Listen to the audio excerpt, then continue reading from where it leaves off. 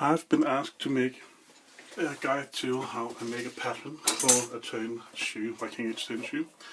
I'll make a pattern for this type of a high boot shoe. The first thing I do, I find the foot. I use the last here for the purpose of doing it easy. I start drawing the circumface around the foot and try to keep it straight. Okay. This type of shoe have a pointy heel, so I'll start adding the heel, roughly 3 to 4 centimeters, depending on the size. This is a small foot, so I'll go for something about 3 centimeters, like this. Maybe making a bit more narrow in the end here. Yeah.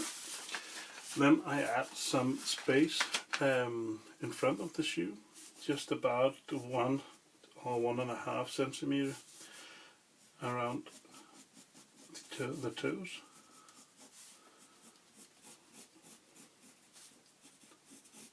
Okay, this is actually the pattern for the sole. Now I need to know the circumface, and the easiest way to do that is to take a piece of sewing thread and measure from the point of the foot all around.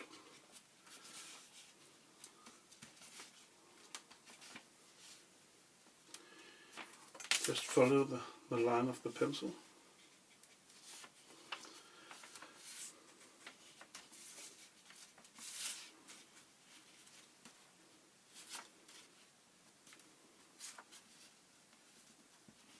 And then measure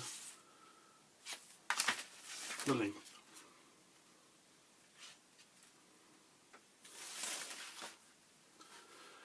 And this is 57.5 centimeters.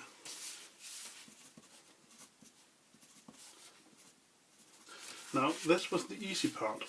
The hard part is making the upper leather. The upper for this type of shoe is 2 pieces looking like this, roughly, and the other.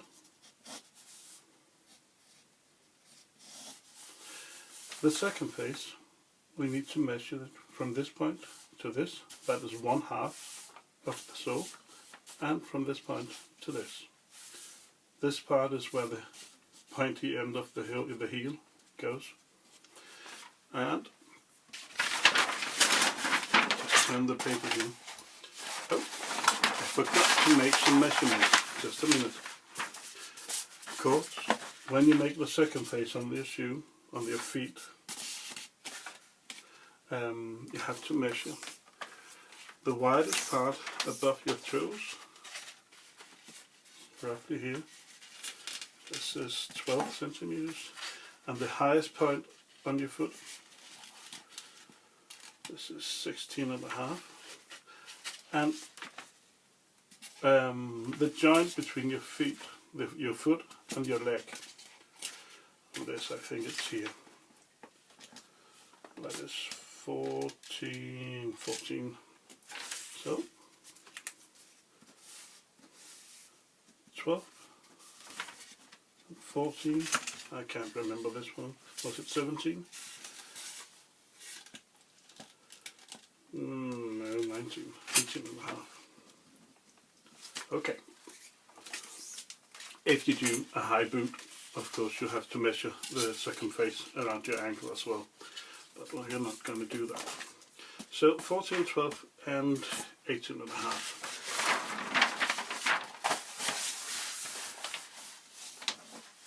Okay.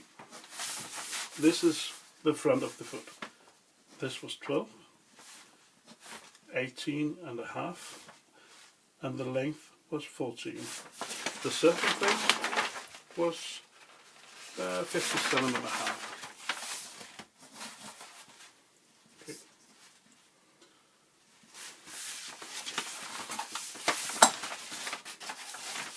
I always make my patterns as a one piece of it and then divide it into two when needed. Let's start by making a line that is 14 centimeters. This is the part from the toe and to the opening of the shoe there. And of course I use a pencil. Okay.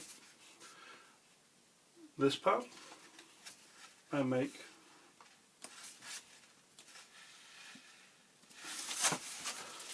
divided into two, that's 6, make a line. This is of course a bit roughly made because making a movie I don't tend to do it properly. 18 and a half, that's 9 and 2.5. 9, 2.5, that is about there. Okay. This is a 90-degree angle from the front, from this measure. Okay, this is actually the front foot. You just join the lines here to make the front pattern of the shoe.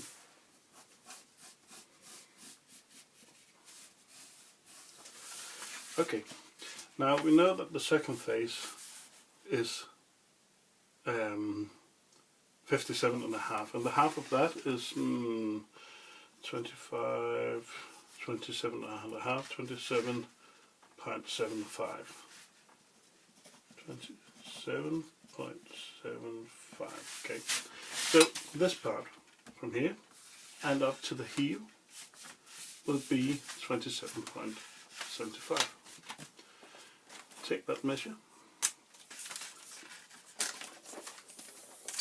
on a piece of thread.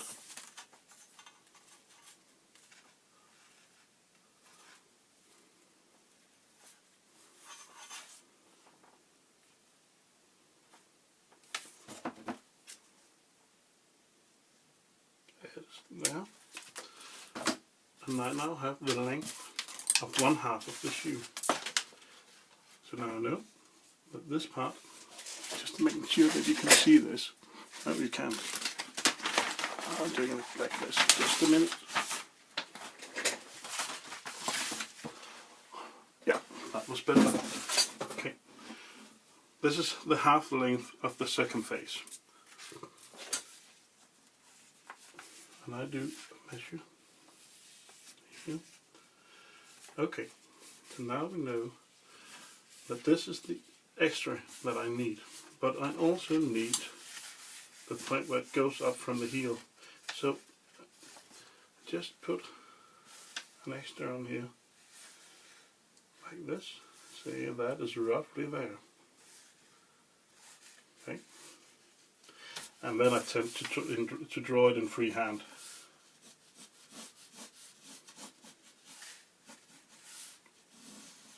Okay, that was 1/2, and then the other.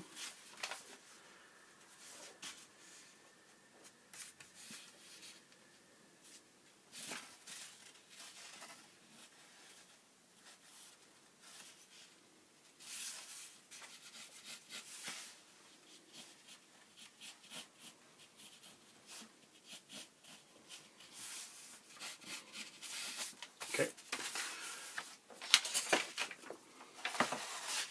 The part above the pointy heel, this part, I have decided that I want it to be 5 centimeters. So I measure this out from a straight line from the center.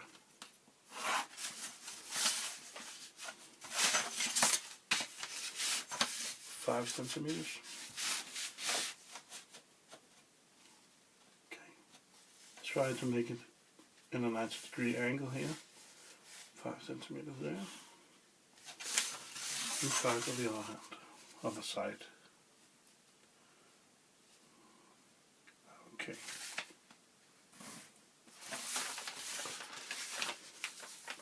This part was the total length between the toe and up to the joint. but this shoe is only sewn to this part. So that is 4 centimeters. I have decided that it's 4 centimeters. So this is this point. This is roughly 4 centimeters, I think. No, it was 3.5. We'll go with that. And I make a straight line from the heel to this mark on both sides. So this is actually the pattern for this shoe, but the circumface here equals the circumface on the sole, but we need a bit of space. So as you can see here, the edge on the sole is a part of the seam, but the edge is free of thread here, so you need a bit of space to have the right circumface.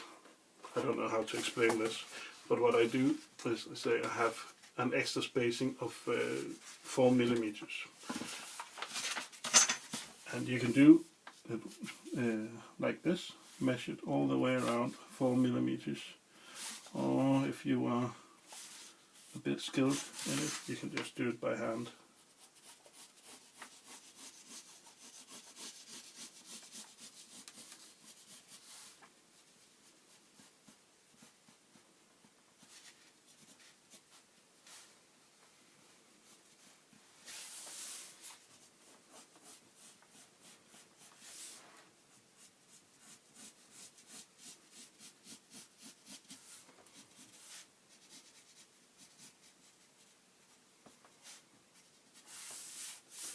And that's about that.